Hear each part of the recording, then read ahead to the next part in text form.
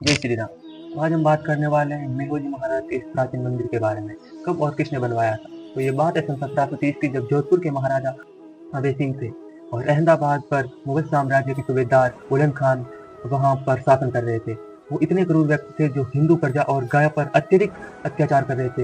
ये बात जब जोधपुर के महाराजा अभय सिंह को पता चली तो उन्होंने अपने मंत्रिमंडल से विचार विमर्श किया और अहमदाबाद पर आक्रमण करने का निर्णय लिया। जब वो रात में सो रहे थे तो उनके स्वप्न में उनके कुलदेवी राठौड़ कुलदेवी नागरिक माता आई और अभय सिंह से कहा कि तुम इस युद्ध को अकेले मत करो। इस युद्ध में राजस्थान के 5 लोक देवताओं को साथ लेकर चलो और उनसे इस युद्ध में तुम्हारे साथ चलने का आग्रह करो। तत्पश्चात सुबह जब उठे अभय सिंह तो अपनी कुलदेवी नागरिक माता के आदेश अनुसार उन्होंने 5 लोक देवताओं से आग्रह किया कि आप इस युद्ध में हमारे साथ चलो।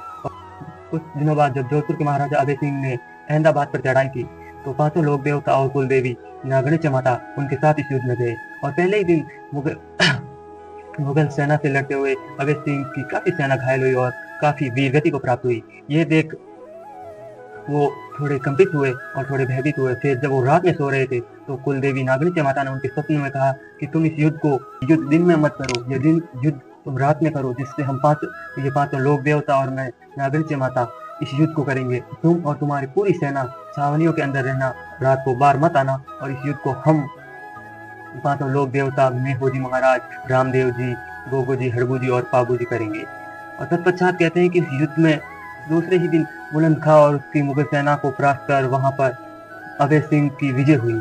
जब सुबह अभय सिंह ने ये सारा दृश्य देखा, वो विजय हो गए।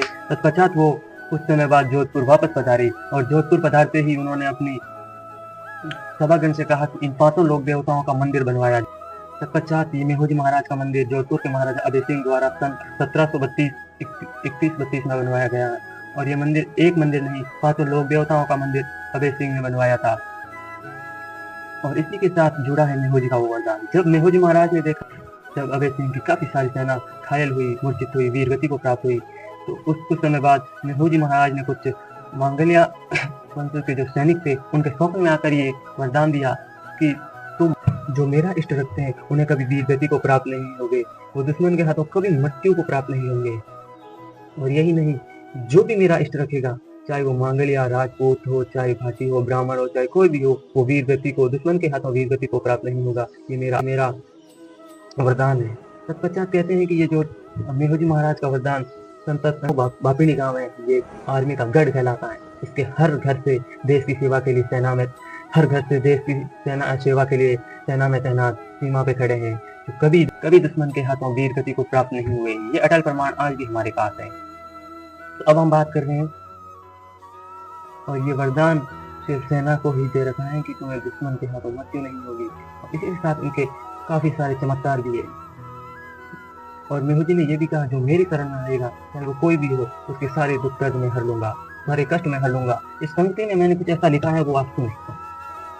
तेरे साथ खड़ा हर रण में, तेरे साथ खड़ा हर क्षण में, वैसे तो हूं मैं कण कण में, वैसे तो हूं मैं कण कण में, पर उसके लिए मैं रहता तत्पर, जो बैठा मेरी शरण में।